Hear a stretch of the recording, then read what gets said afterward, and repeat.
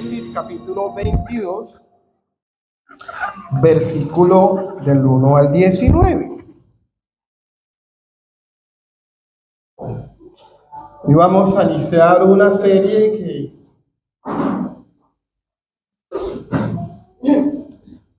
tiene que ver con nuestro ADN eclesial.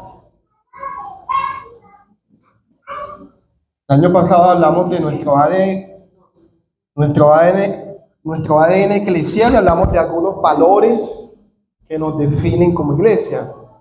Este año vamos a hablar de los propósitos que nos definen como iglesia, empezando. Pero antes de entrar en el pasaje, inicio con una pregunta. ¿Qué te motiva a venir a la iglesia? No me respondas, simplemente piensa. ¿Qué te motiva? ¿Qué te motivó? ¿O qué te motiva a venir a la iglesia? Porque seamos sinceros. Usted se va a sincerar.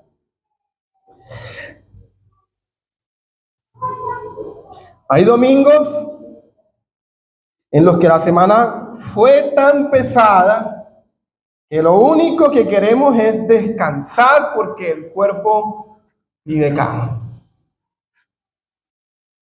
Sino que le diga a los que trabajaron esta semana o fue difícil, ¿cierto? Uno no se quiere levantar, y más con este clima. Es como esa historia que una vez me contaron, yo creo que usted la han escuchado. La esposa llamando a su esposo un domingo muy temprano y le dice: amorcito, amorcito, levántate, hoy vamos para la iglesia. Y él, medio dormido, le responde: mi amor, estoy cansado y no quiero ir. Y él le dice: pero acuérdate que tú eres el pastor y debes predicar. Cualquier parecido con la realidad es pura coincidencia. Da risa, pero es la realidad. Hay domingos donde no tenemos ánimos de venir a la iglesia.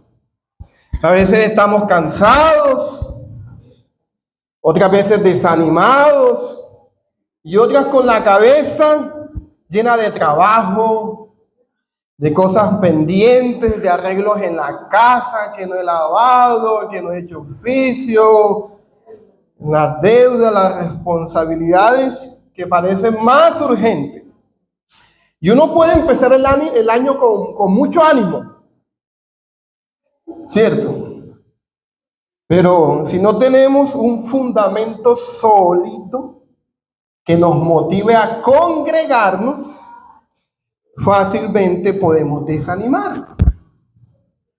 Por eso, la serie Nuestro ADN eclesial. ¿Para qué existe la iglesia? ¿O para qué ir a la iglesia? Durante 5 domingos vamos a estar hablando de 5 propósitos por los cuales existe la iglesia, o 5 razones para congregar.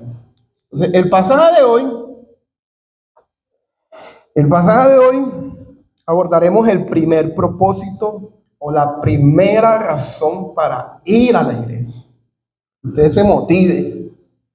Hoy voy a la iglesia, el próximo domingo voy a la iglesia por lo que enseñaron el domingo pasado. Para los que les gusta tomar nota, existimos para adorar a Dios y vamos a la iglesia para hacerlo juntos. ¿Cuál es? ¿Para qué existe la iglesia?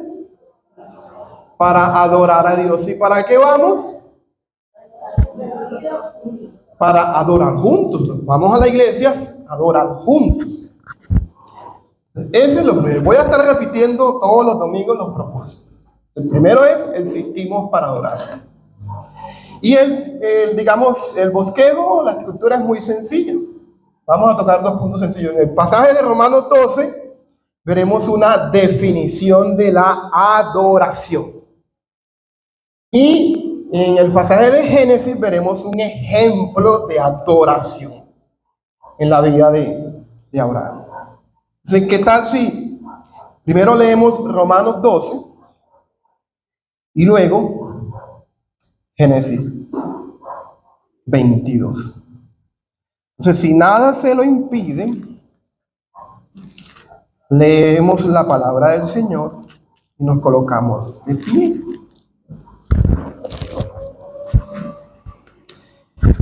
Por tanto, hermanos, les ruego por las misericordias de Dios que presenten sus cuerpos como sacrificio vivo, santo,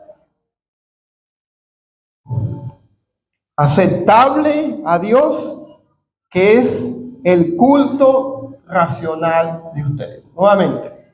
Por tanto, hermanos, les ruego por las misericordias de Dios que presenten sus cuerpos como sacrificio vivo, santo y aceptable a Dios, que es vuestro culto racional. Y pasamos a Génesis capítulo 22. Una historia muy conocida. Génesis 22.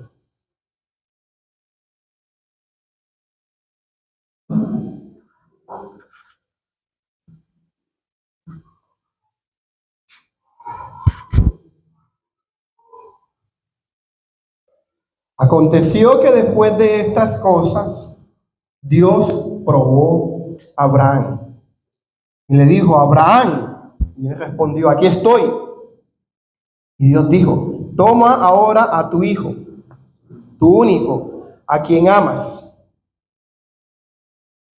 y ve a la tierra de Moriah y ofrécelo allí en holocausto sobre uno de los montes que yo te diré. Abraham se levantó muy de mañana, aparejó su asno, tomó con él a 2 de sus criados y a su hijo Isaac. También partió la leña para el holocausto y se levantó y fue al lugar que Dios le había dicho. De ser día, alzó Abraham los ojos y vio el lugar de lejos. Entonces Abraham dijo a sus criados: quédense aquí con el asno. Yo y el muchacho iremos hasta allá y adoraremos y volveremos a ustedes. Marque eso en su Biblia. Tomó Abraham la leña del holocausto y la puso sobre Isaac, su hijo, y tomó en su mano el fuego y el cuchillo, y los dos caminaban juntos.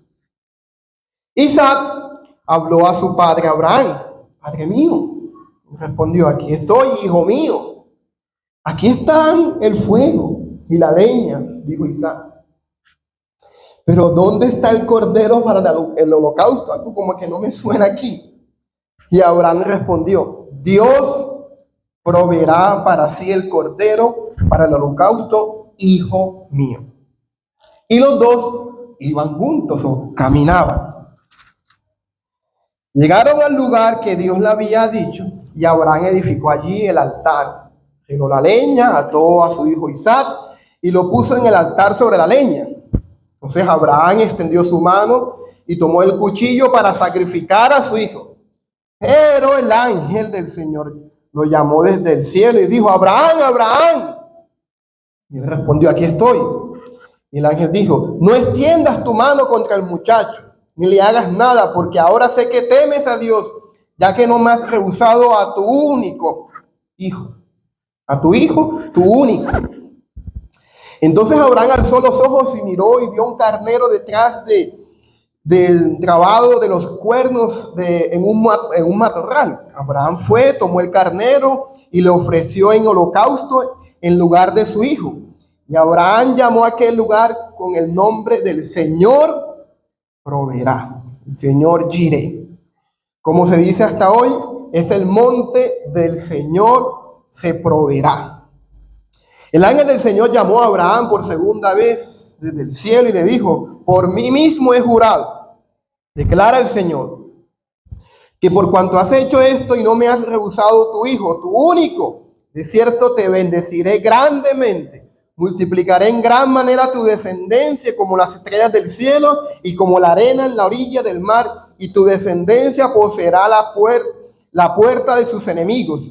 En tu simiente serán bendecidas todas las naciones de la tierra, porque tú has obedecido mi voz. Entonces, Abraham volvió a sus criados, se levantaron y fueron juntos a Beerseba y habitó en Beerseba. Padre, en el nombre de Jesús, háblanos en esta mañana y usa a este vaso frágil y débil para, Señor, que tú seas conocido, que nos enseñes a adorarte como lo hizo Abraham. Amén. Puede tomar asiento.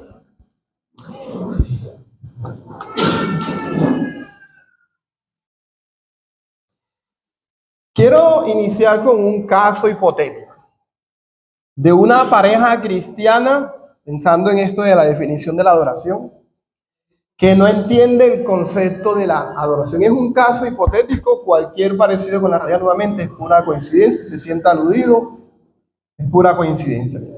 Carlos y Ana, ellos asisten cada domingo a la iglesia.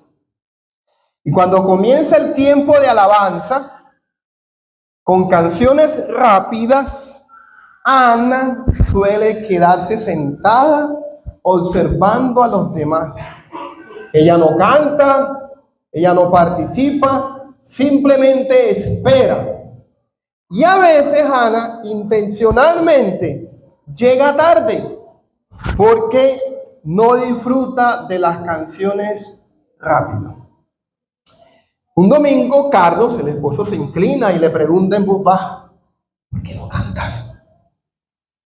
Y Ana le responde con tranquilidad: es que a mí me gustan más las canciones de adoración. Con las canciones lentas me concentro más. Y Carlos le responde con seguridad: tranquila, no pasa nada. Cada uno adora a su manera. Pero te aconsejo que después del tiempo de adoración estés concentrada en la predicación y no se te olvide ofrendar y diezmar. ¿Cuál creen ustedes que es el error de Ana y de Carlos en esa historia, en ese caso hipotético? ¿Cuál es el error de Ana? ¿Cuál es el error de Carlos?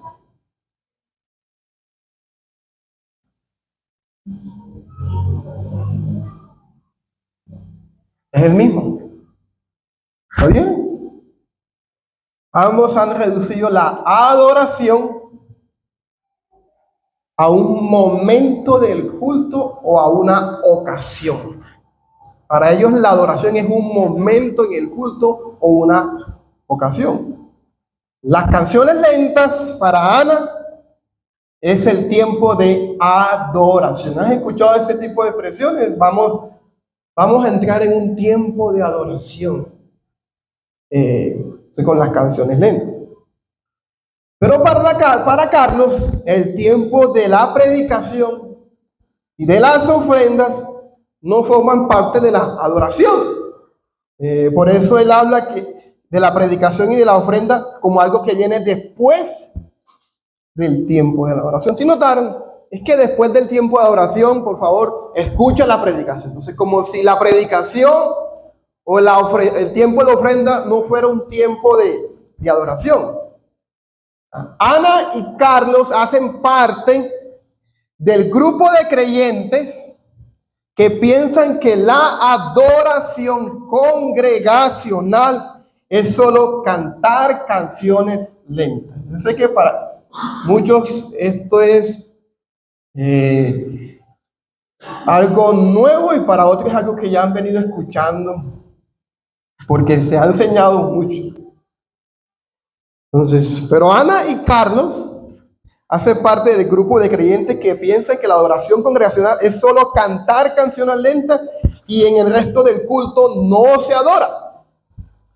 Pero también hacen parte de aquellos que piensan que escuchar la predicación es más importante que cantar, y por eso en algunas ocasiones no les gusta participar en los cantos o vienen tarde en la iglesia para no tener que cantar. Yo llego por ahí tipo 11, cuando ya pasó el tiempo de alabanza.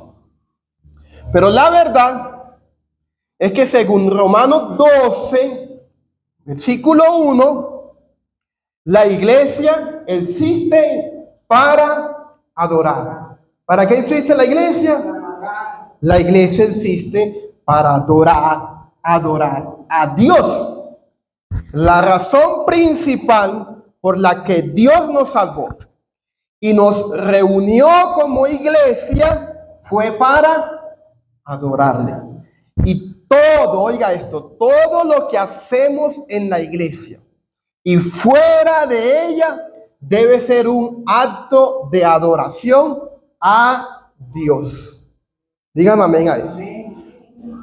Según lo que veremos ahora en Romanos, todo lo que hacemos en la iglesia y fuera de la iglesia debe ser un acto de adoración a Dios. Y digo a Dios, porque no adoramos a nuestro cónyuge, aunque lo amamos. No adoramos nuestro trabajo, aunque lo hacemos con excelencia. No adoramos el dinero, el éxito ni la comodidad, aunque lo usemos con gratitud. Digo esto porque yo he escuchado expresiones coloquiales así para expresar el afecto, el aprecio por alguien. Entonces, amorcito, te adoro. Yo sé que es una forma de expresar el amor. Te adoro, amorcito, te adoro, mi amor. Pero, según lo que estudiaremos hoy, debemos cuidar también nuestro lenguaje y nuestro corazón, porque solo Dios es digno de nuestra adoración. Dios es el objetivo, Dios es el centro de nuestra adoración y no el hombre. Jesús dijo: al Señor tu Dios adorarás. Y muchos de los que estamos aquí saben que la palabra adoración, tanto en el Antiguo como en el Nuevo Testamento, significaba esto: el hecho de postrarse, inclinarse, humillarse delante de alguien superior y reconocer su autoridad, su gloria y su grandeza. Cuando alguien adoraba, se postraba, se inclinaba, se humillaba. Moisés, ¿se acuerdan? Cuando contempló la gloria de Dios en el Sinaí, se apresuró a inclinarse a la tierra y adoró.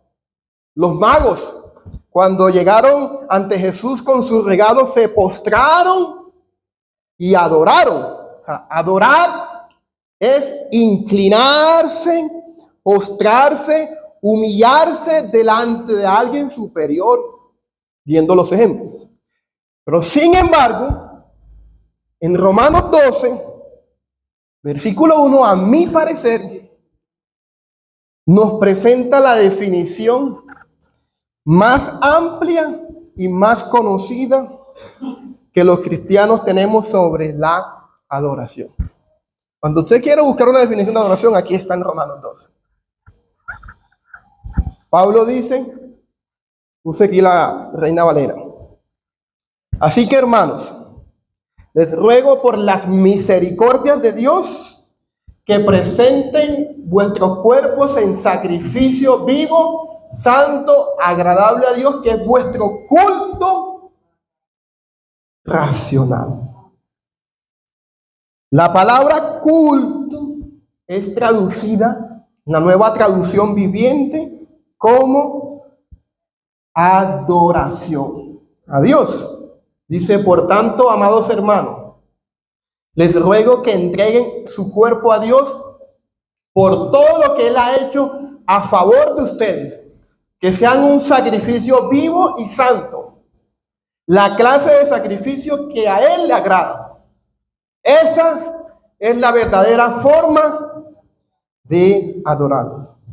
O sea, estos versículos, o este versículo menciona o define muy bien la adoración. Y hay dos elementos fundamentales que nos ayudan a entender lo que es la adoración. La primera es que la adoración, para que no se lo olviden, es una respuesta al Evangelio. Vamos a, hablar un poquito de esa definición y vamos a explicar cada punto. La adoración es una respuesta al Evangelio y la adoración es una entrega de toda nuestra vida. Pablo inicia diciendo, por tanto, les ruego por las misericordias de Dios que presenten vuestros cuerpos en sacrificio vivo y adoren, hagan un culto racional, adoren. Dicho de otra manera, es por lo que Dios ha hecho por nosotros que Pablo dice, la iglesia debe adorar. O sea, la adoración, oiga esto, no surge de nuestra iniciativa. Repita conmigo, la adoración no surge de nuestra iniciativa. Es una respuesta agradecida y amorosa al evangelio que hemos escuchado y recibido. Porque él dice, es por las misericordias de Dios. ¿Sí lo notaron? Es por las misericordias que Dios nos ha manifestado que adoren, que hagan un culto racional. Sí. Y en los primeros 11 capítulos de la carta de Pablo, él hace, digamos, una exposición profunda de la misericordia de Dios. Romanos 12, algunos dicen que es como la bisagra del libro, marca como es un punto central. Los primeros 11 capítulos Pablo estuvo hablando acerca de la misericordia de Dios, porque dice, por tanto, os ruego por las misericordias de Dios que presenten vuestros cuerpos. Todo lo que yo les expuse en los primeros capítulos ha sido, digamos, la misericordia de Dios con los seres humanos. Pablo explicó que todos hemos pecado y estamos destituidos de la gloria de Dios, que no hay justo ni aun uno, que nadie se puede salvar por su propia obra, que somos justificados gratuitamente por su gracia mediante la fe en Cristo. Todo eso lo habla en los primeros 11 capítulos. Pablo explica que antes éramos pecadores, que Cristo murió por nosotros, ¿se acuerdan? Romanos 5:8.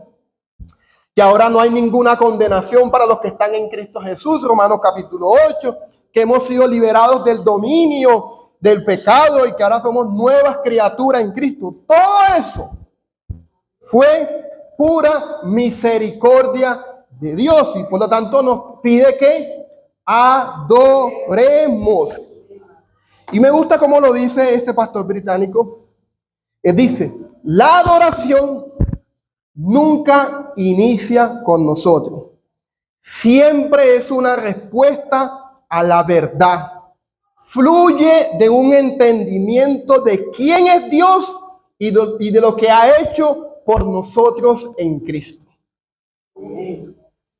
Mire bien eso y trate de interiorizarlo, porque esto puede darle respuesta a lo que lo están motivando a venir a la iglesia, a cantar, a ofrendar, a dar gracias.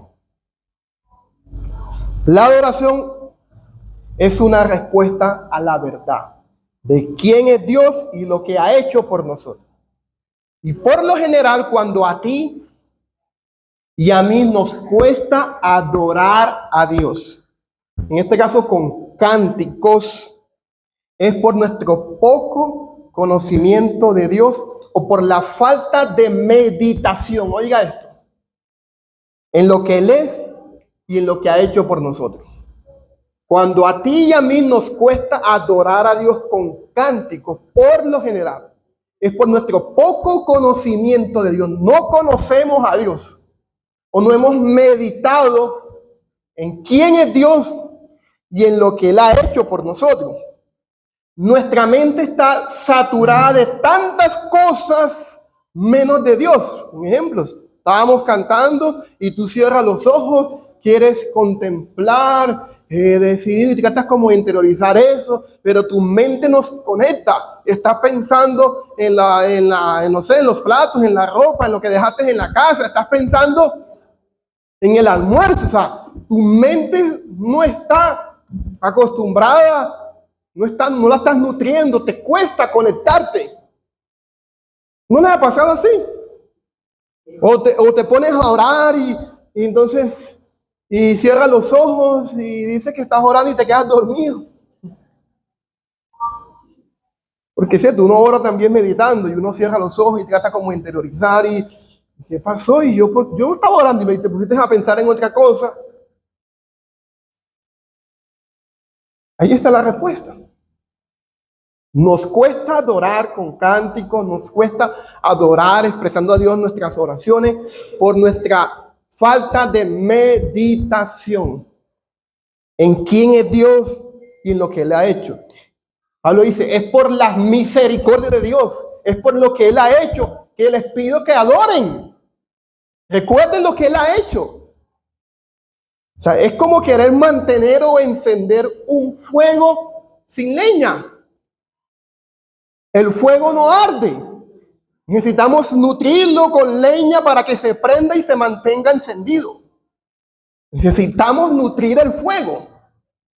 Y John Piper lo dijo de esta manera: poner más conocimiento de Dios y de sus maneras en mi cabeza fue como arrojar madera en el horno de mi adoración. Poner más conocimiento de Dios y de sus maneras en mi cabeza fue como arrojar madera en el horno de mi adoración. En otras palabras, la meditación en las Escrituras es como ese combustible doctrinal que enciende nuestro corazón en adoración. ¿Por qué? Porque la adoración siempre es una respuesta a la palabra de Dios. ¿A quién es Dios? A lo que Él ha hecho por nosotros. Dígame amén a esto. Amén. Pero la adoración también es una entrega de toda nuestra vida. Ahí en Romanos capítulo 2, versículo 1. Porque Él dice que presentemos nuestros cuerpos ¿en qué? En sacrificio vivo, santo y agradable a Dios. Y cuando el creyente del primer siglo escuchaba la expresión presentar un sacrificio, ¿qué es lo primero que le venía a la mente? La figura de un animal. Presentar un sacrificio era un animal que era degollado y quemado en fuego, un animal puro. Para los judíos, ese sacrificio era un acto de adoración porque representaba entregar lo más valioso a Dios. Era un animal puro, no era cualquier animal, era lo mejor de los animales y lo presentaban a Dios. Era una manera de decir, Señor, todo te pertenece y entregaban ese animal. Y Pablo usa ese ejemplo para enseñarnos algo sencillo, pero profundo. Hoy Dios no pide sacrificio de animal, ¿cierto? Sino sacrificio de nuestro cuerpo vivo. Es decir, Dios está pidiendo la entrega de nuestra vida. Y eso implica lo que ustedes ya conocen, que adorar es la forma como hablamos, la forma como trabajamos, cómo usamos nuestro tiempo, cómo tratamos a los demás. Adorar implica todo lo que hacemos en la iglesia y fuera de la iglesia. Somos un sacrificio vivo cuando tenemos una discusión con el cónyuge y me sacó la piedra y me la vuelvo a meter porque me sacrifico, renuncio a eso. Somos un sacrificio vivo cuando no he pagado las deudas, cuando la ansiedad quiere invadirme porque empieza enero y pobre de los que cumplen años en enero. ¿Saben por qué? Porque todo se fue en diciembre. Entonces, si empieza la ansiedad y ahora los útiles escolares, la matrícula, y entonces adoramos allí porque somos un sacrificio, sacrificamos, empezamos a renunciar a la preocupación, empezamos a renunciar a la ansiedad y empezar a reconocer quién es Dios allí. Adorar no es solo cantar, no es solo venir a la iglesia, es negarnos a nuestros propios deseos y rendir completamente nuestra vida a Dios, permitiendo que Él gobierne esa área. Y eso, diga conmigo, no es fácil. Eso no es fácil. Porque chévere, sí, la definición, el concepto que ya tú tienes. Ah, ya yo sé eso, pastor. Pero eso no es fácil. Es difícil adorar a Dios. Cuesta rendirnos a Él cuando no hay suficiente combustible espiritual. Si no hay motivación o conocimiento de Dios en nuestra mente, obedecer, cantar, orar, agradecer, ofrendar o testificar, que son expresiones de adoración, se puede volver pesado. Se puede volver difícil. Adorar a Dios es una respuesta al Evangelio, entregando toda nuestra vida en obediencia. Y no es fácil. Y la vida de Abraham es, creo yo, uno de los mejores ejemplos. Vamos a la vida de Abraham como un ejemplo de que adorar no es fácil. Génesis 22 es muy conocido.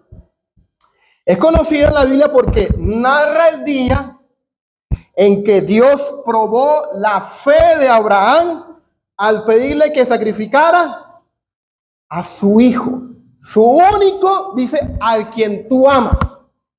Coge. Si notan lo detallista que es el texto, tu hijo, el único, el que yo te di, Ismael, no fue el hijo de la promesa, fue Isaac, el que yo te di, pero el hijo que tú amas, a ese lo vas a ofrecer en sacrificio. Y Abraham, que era de otro planeta, dirán algunos, ¿qué hizo? Obedeció sin saber por qué, pero confiando plenamente en Dios. Y cree uno que no, Abraham me quitó el sombrero, dirá de él, que me pidan que mis 2 pollitos, dice ella, debo sacrificarlos. No. ¿Cierto? Y para algunos puede ser raro como esta expresión de sacrificar un hijo, pero era una práctica cultural. En esa época, digamos, las naciones paganas, para ofrecer adoración a sus dioses, cogían a sus hijos, a los niños, y los ponían en un altar y los sacrificaban, los quemaban. Imagínate. Coge esa práctica. Y Abraham cree que el Dios que él está conociendo es como el mismo Dios pagano. Él no conoce a Dios, él está apenas conociendo a Dios. No, Dios me pide que sacrifique a mi hijo. Como todos los dioses lo están pidiendo, yo voy a hacer lo mismo. Y por lo general, cuando se estudia este pasaje, se enfoca en que Dios prueba la fe de su pueblo y provee en medio de la prueba. Dios probó a Abraham y le proveyó. El Dios que prueba y provee. Si ustedes vieron el pasaje, 2 veces dice el escritor bíblico que Dios proveyó en medio de la prueba. Sin embargo, este pasaje también se puede ver como el día en que Abraham adoró en medio de la prueba, cuando no entendía lo que Dios estaba haciendo. Es un pasaje que muestra lo difícil que es adorar a Dios.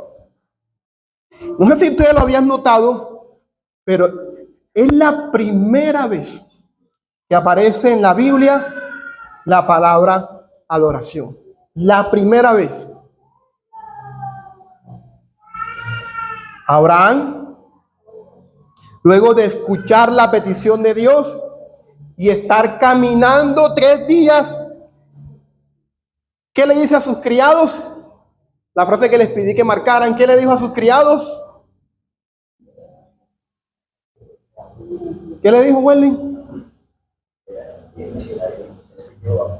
Exactamente, esperen aquí, porque muchacho y yo adoraremos y volveremos. Esa palabra adoraremos es la primera vez que aparece en la Biblia. Pero trata de imaginar la escena. Le dice a sus criados, después de estar caminando 3 días en silencio, no decía nada, iba caminando. Dios le dijo, tienes que ir aquí al monte. Cuando vio el monte de lejos, parece como que el escritor bíblico tratara como que cuando alguien te cuenta una historia y quiere que te metas, como usa la imaginación. Dice que Abraham paró, miró el monte, así hágasela, miró el monte de lejos, miró a sus criados. Espérenme, voy a subir, vamos a adorar, pero Dios nos había dicho que ibas a sacrificarle. ¿Por qué tú dices que va a volver? Para Abraham, obedecer a Dios y caminar con Él, aunque no lo entienda, aunque no lo sienta y aunque no lo escuche, es un acto de adoración. ¿Sí me copiaron eso? Para Abraham, oiga esto, obedecer a Dios y caminar con Él. Abraham estuvo caminando, aunque él no entendía lo que Dios estaba haciendo, aunque él no sentía a Dios. Dios guardó silencio después que le dijo eso. Aunque no lo entendía, aunque no lo sentía, aunque no lo escuchaba, él adoró. Porque la verdadera adoración implica caminar en obediencia. Yo no sé si ustedes están logrando teorizar esto. Ahora daré algunos ejemplos. Pero la adoración implica caminar en obediencia, aunque cueste y aunque duela. ¿Sí lo notan? ¿Por qué cuesta y por qué duele? Porque Dios nos va a pedir lo que más amamos. Porque implica confiar y obedecer, aunque no entendamos. Y porque exige rendir el control de todas nuestras vidas. Esas 3 cosas. Cuesta y duele porque Dios te va a pedir lo que más ama. El texto deja claro desde el principio que Dios no pide cualquier cosa. Le pide a Isaac, su hijo amado.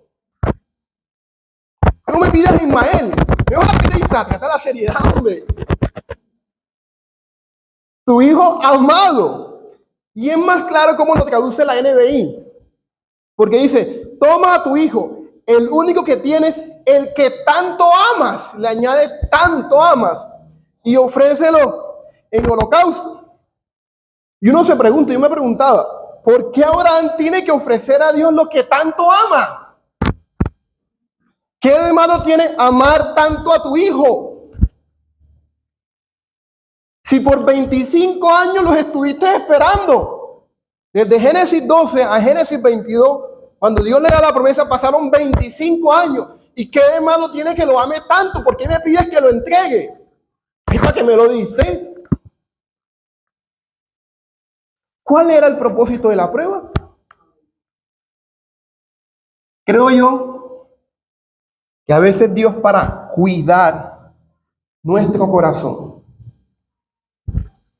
para enseñarnos a mantener el orden de prioridades, o para evitar, oiga esto, que los regalos que Él nos ha dado desplacen el lugar que solo Él debe ocupar, nos prueba. pidiéndonos que entreguemos lo que más amamos. Y oiga esto, adorar es difícil, porque Dios te va a pedir lo que más amas. Y te va a probar cuando ve que tu corazón puede desplazar el orden de prioridades o puede ocupar el lugar que solo Dios debe ocupar. La prueba, oiga esto, no tenía el propósito de darle información a Dios, sino formación para Abraham. En otras palabras, Dios no necesitaba saber si Abraham le obedecería. Él es omnisciente. Él lo sabe todo. Él conoce los deseos de nuestro corazón. La prueba no fue para darle información a Dios. La prueba existía para formar el corazón de Abraham, para formar una fe más madura, para ordenar sus amores. Es tu hijo a quien tanto amas y temo. ¿No le ha pasado que después de tanto esperar algo y cuando lo recibes, pasa con los que estuvieron orando por el cónyuge y cuando lo reciben, uy, Señor, gracias, esta era mi bendición?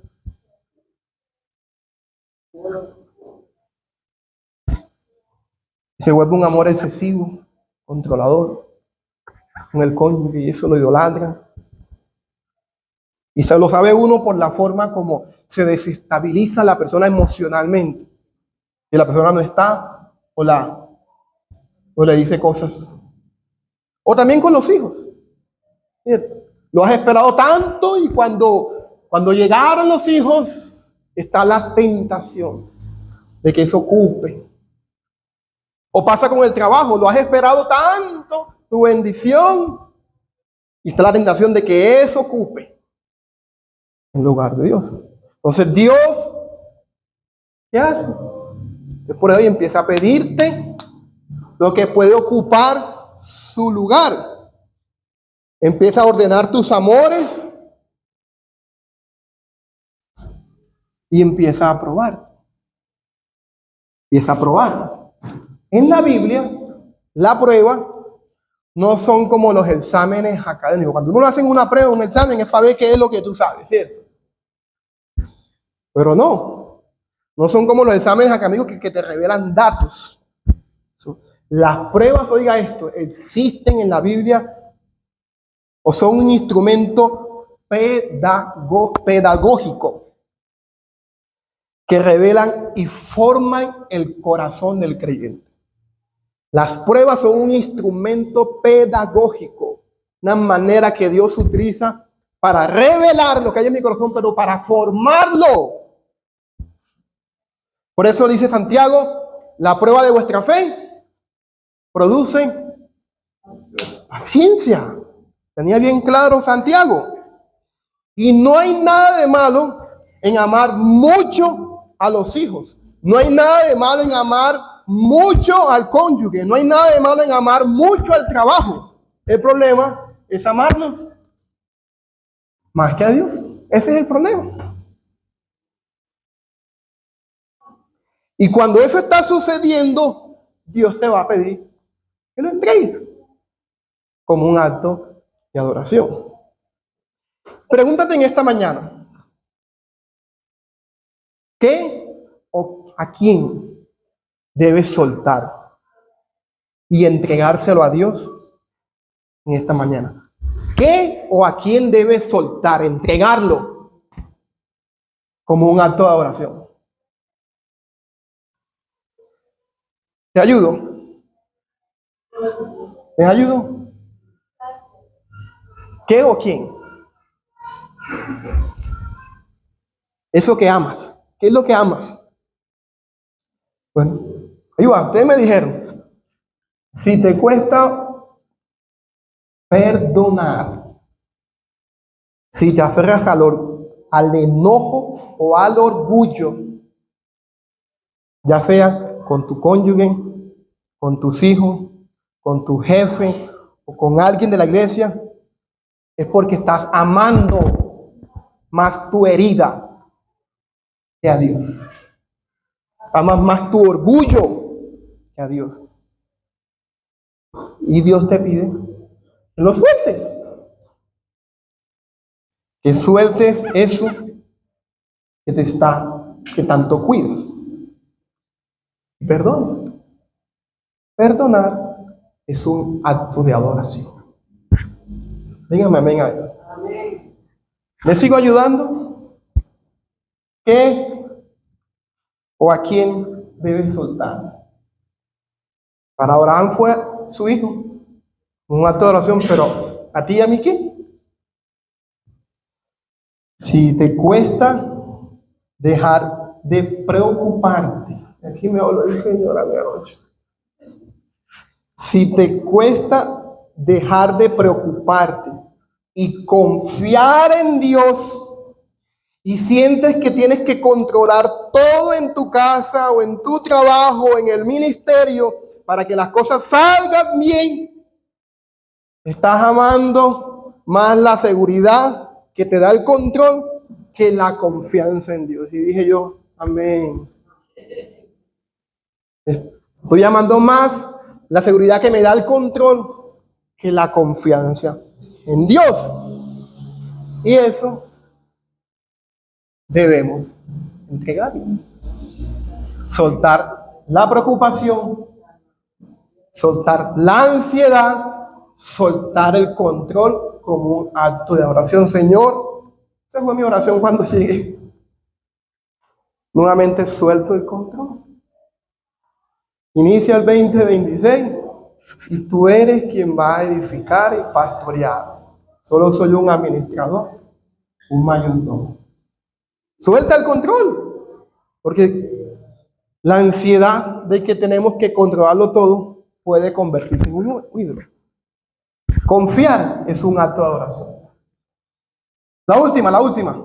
¿Qué o a quién te está pidiendo Dios que entregues o sueltes como un acto de oración? Para Abraham fue su hijo, pero para ti, para mí puede ser que te cuesta obedecer a Dios en cosas sencillas, como orar, leer la Biblia, congregarte o hacer lo correcto, porque no quieres perder la comodidad o la estabilidad, ¿sabes? Por la bendita comodidad o por la estabilidad me cuesta hacer cosas sencillas. Por no querer perder eso, dejo de hacer lo que debo hacer. Y eso es porque estoy amando más mi comodidad que a Dios. Y debes entregárselo al Señor en esta mañana como un acto de adoración. Perdonar, soltar las cargas, ¿no? Las preocupaciones, o soltar tu comodidad, que no te deja hacer las cosas básicas de la vida cristiana. Adorar a Dios cuesta porque debemos soltar lo que amamos, pero también porque implica confiar y obedecer aun cuando no lo entendemos. Noten que estoy explicando la frase. Porque en Génesis 22 Abraham no solo entrega lo que ama, también obedece sin saber explicaciones. El texto no registra preguntas, negociaciones, ni reclamos. Simplemente dice que Abraham se levantó muy de mañana cuando Dios le dijo, dame tu hijo, tu único, al que tanto ama. Dice, se levantó muy de mañana y caminó. Y surge la pregunta, ¿sabes? ¿Cómo obedecer a un Dios cuando no entendemos lo que está haciendo? ¿Cómo confiar cuando lo que Dios pide parece contradecir sus propias promesas? Abraham no sabe que más adelante, cuando venga Moisés, Dios va a escribir una ley donde se prohíbe eso. Hay una ley que prohíbe eso y Abraham no sabe eso. sea, ¿cómo confiar cuando lo que Dios pide parece contradecir su propia promesa? Dios le había prometido a Abraham que por medio de Isaac vendría la descendencia, el pacto y la bendición. Y ahora Dios parece ir en contra de su propia palabra. Ay, ¿qué te pasa? Sin embargo, Abraham obedece. El texto no registra discusión. No hay negociación, como a veces tú y yo hacemos. Señor, pero doy esta señal, tú sabes. No. Abraham camina 3 días en silencio, cargando la leña, el fuego y una pregunta sin respuesta. Hebreos capítulo 11 nos da una luz. ¿Se acuerdan cómo Hebreos capítulo 11 resume la vida de Abraham? Y nos dice por qué Abraham obedeció sin saber por qué. Dicen, porque Dios era poderoso para resucitar a Isaac de entre los muertos. Si notan la fe, disculpen la expresión, de este viejito, si notan la fe. O sea, el Abraham de Génesis 22 no es el mismo Abraham de Génesis 12, 13, 14, 16, 17. El Abraham de esos primeros años era un Abraham cuya fe estaba creciendo. Cuando hubo hambre en Egipto, ¿qué hizo? Cuando hubo hambre en Canaán, ¿qué hizo? Se fue para Egipto. Cuando iba a entrar a una ciudad nueva, mentía, diciendo que su esposa era su hermana y ponía en peligro la vida de su esposa y ponía en peligro la promesa. Cuando se desesperó porque hayan pasado tantos años y nada que llega el hijo de la promesa, Agar le dice y Sara le dice, toma, échate con mi mujer, y él ni corto ni perezoso, venga. O sea, la fe de Abraham no siempre fue lineal. Una fe que fue creciendo, que se fue forjando con las caídas, con las preocupaciones. Pero cuando llega Génesis 22, Abraham la botó del estadio. La sacó. Cuando dice, subiremos al monte y adoraremos y volveremos, porque él estaba confiando. Yo no sé cómo vas a ser Dios, pero si este es el hijo de la promesa, yo lo voy a sacrificar, pero tú lo vas a resucitar porque es a través de él que tú vas a cumplir tu palabra. Eso es adoración. Aunque no lo entienda, aunque duele, aunque cueste, yo camino y obedezco a Dios. Dígame amén a eso. Abraham no tenía toda la respuesta, pero tenía una confianza profunda en Dios. La verdadera adoración implica caminar y obedecer aunque no lo sienta, porque eso está muy de moda, muy de moda. Es que no siento a Dios. ¿Y quién dijo que esto es de emociones? A veces no vas a sentir a Dios.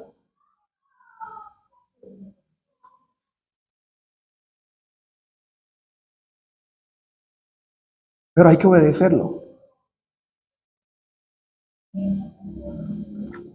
A veces le vas a pedir cosas a Dios y Dios no te va a responder. No te va a dar la señal. Señor, dame la señal. Ya te dije lo que tienes que hacer. No, ya obedece. Y Dios se queda callado, guarda silencio, no te dice nada. Pero hay que caminar y hay que obedecer. O sea, adorar implica caminar y obedecer, aunque no lo sienta, aunque no lo entienda. Y quizás hoy Dios te está llamando a obedecer en algo que no lo entiendes todo. Tal vez te está pidiendo que esperes. Esperes en esa relación sentimental que tanto deseas. No sé, piensa en jóvenes y adolescentes.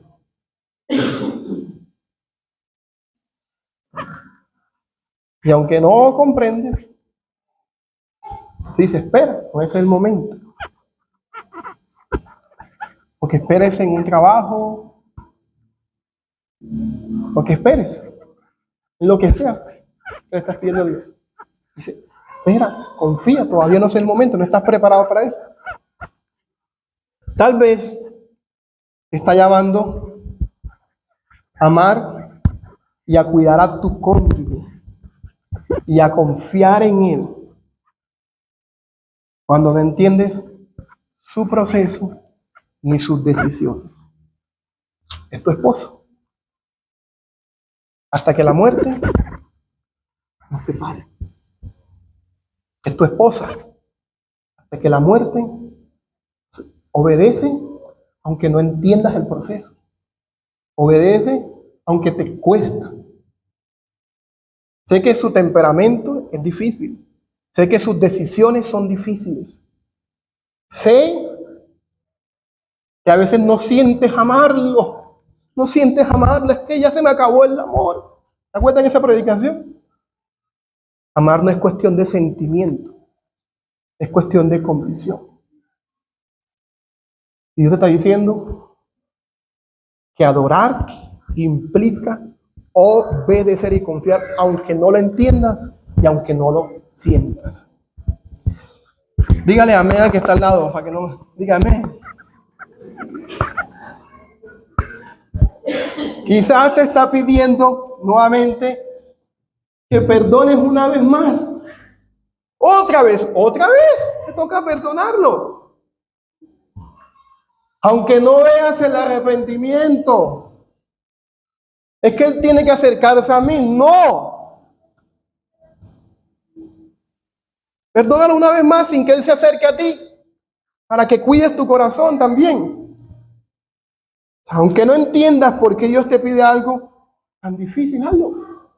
Es un ejemplo de cómo Abraham adora, aunque no entiende. Pero también adorar cuesta porque exige rendir el control de nuestra vida.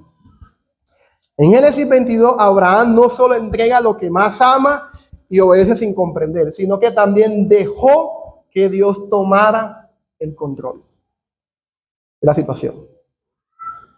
Mientras caminaban hacia el monte, Isaac pregunta: Padre, ¿dónde está el cordero para el holocausto? Ay, qué escena tan difícil. ¿Sí la notaron? Padre, ¿dónde está el cordero para el holocausto? Y Abraham respondió con calma: Dios proveerá el cordero para el holocausto, hijo mío. Si tú supieras que eres tú.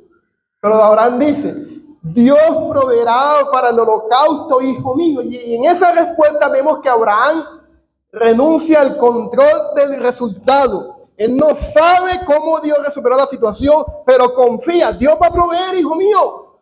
Es soltar el control.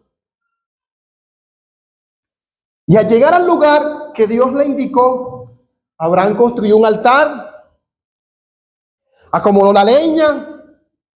Si notan los detalles del texto, de como para que uno se meta en la cena. Ató a Isaac y finalmente tomó el cuchillo, así como cámara lenta, las películas, cámara lenta. Tomó el cuchillo para fabricar a su propio hijo. Y ahí lo paran. La congelan la cena. Versículo 10. Lo paran. Pero imagina la angustia y el peso de ese momento. O sea, entregar lo que ama en obediencia a Dios. Cada paso que Abraham da, desde atar a Isaac hasta levantar el cuchillo, es muestra de una entrega total. Soltar el control. Es una rendición absoluta al control. Y este pasaje nos enseña que adorar cuesta porque implica eso. Implica entregar lo que más valoramos y permitir que Dios guíe el resultado, incluso cuando sentimos temor, dolor o incomprensión. Eso es adorar. Soltar el control. No sé cómo va a terminar esto. No sé cuál es el resultado. Pero yo te entrego esto. Yo me rindo a ti. Y yo sé que para muchos en esta mañana Es difícil rendir el control. Es difícil sacrificar las cosas que amamos. Es difícil rendir nuestra vida, rendir nuestras emociones. Eso es difícil. Rendir mis emociones confiando plenamente en Dios. Yo lo puedo notar en sus miradas. Que a mí también me pasa lo mismo. Yo también me siento identificado. Hay áreas de mi vida, en mi matrimonio, en mis finanzas, en el ministerio que yo debo entregarle a Dios todos los días como un acto de adoración.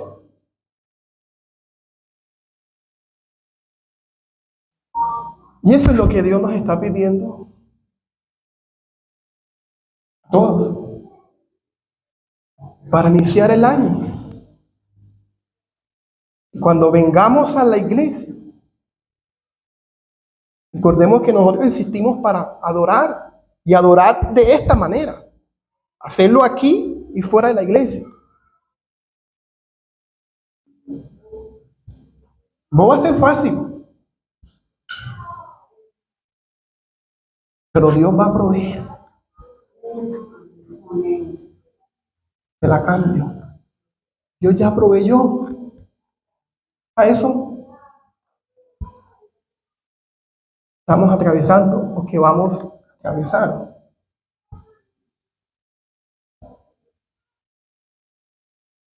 Ese momento, Dios proveyó un carnero. Dios detuvo la mano de Abraham y proveyó un carnero. Pero muchos años después, en la cruz, Dios no detuvo su mano y entregó a su Hijo por nosotros. Ya proveyó el cordero.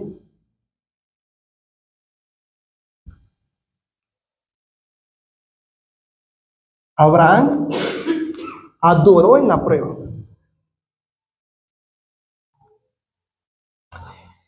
Nosotros estamos llamados también a adorar en la prueba.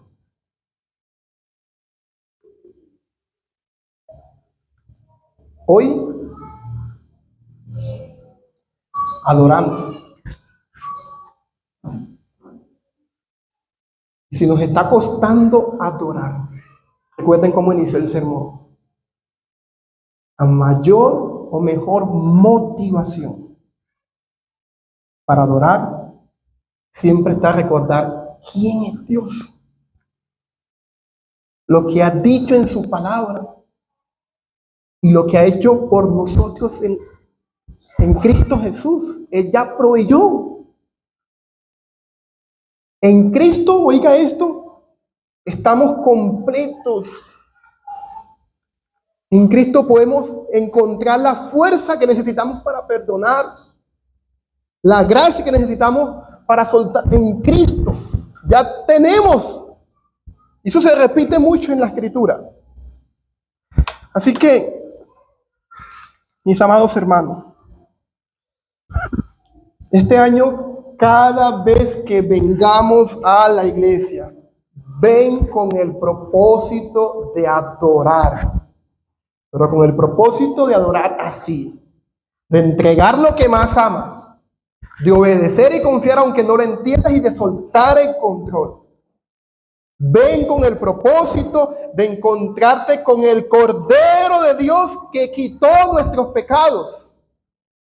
Y adóralo. Adórale, vamos a adorarlo.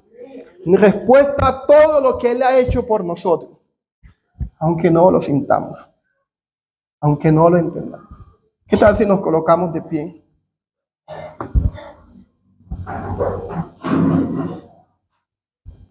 Y le entregamos al Señor esas cosas.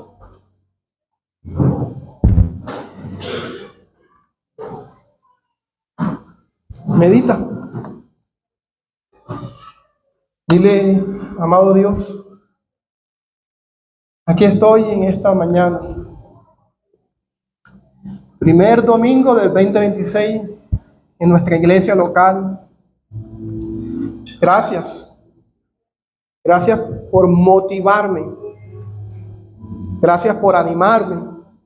Gracias por edificarme y darme razones suficientes para venir cada domingo, para adorar cada domingo y adorar como lo hizo Abraham. Padre, en el nombre de Jesús, hoy queremos presentar las cosas que más amamos, que pueden estar desplazando el primer lugar que solo tú te mereces. Nuestra familia, nuestro ministerio, nuestras preocupaciones, emociones. Señor, y queremos entregarlo como un acto de adoración. Díselo así al Señor. Yo renuncio. Yo suelto el control. Yo reconozco que todo lo que tengo viene de ti. Gracias porque ya tú has provisto el Cordero que quitó el pecado de este mundo y que nos da la gracia para vencer el pecado. Señor, yo bendigo a cada familia que está luchando. Yo bendigo a los padres, a los esposos, a los hijos, a los abuelos, a los nietos, a los tíos aquí presentes que están luchando. Señor, suplicándote esa misma gracia que tenía Abraham. Ayúdanos. Ayúdanos, Señor, a hacer memoria de quién eres tú, lo que tú has dicho en tu palabra y lo que tú has hecho para que eso, Señor, nos motive a adorarte. Señor, yo bendigo a cada ministerio, a cada líder, cada servidor de esta congregación, Señor, que le está costando adorar como lo hizo Abraham. Dar también esa gracia de soltar el control, de que soltemos el control y que te adoremos confiando, dejando a ti el resultado. Te adoramos, Señor, y te bendecimos. Aunque no te sintamos, aunque no te entendamos, queremos ofrecer cada día sacrificios de alabanza. En el nombre de Jesús, usted diga amén. Amén, amén. Dale la gloria al Señor. Porque la buena obra que Él inició en ti, la va a perfeccionar. Aunque 1000 veces te pierdas, 1000 veces Dios te va a encontrar. Amén.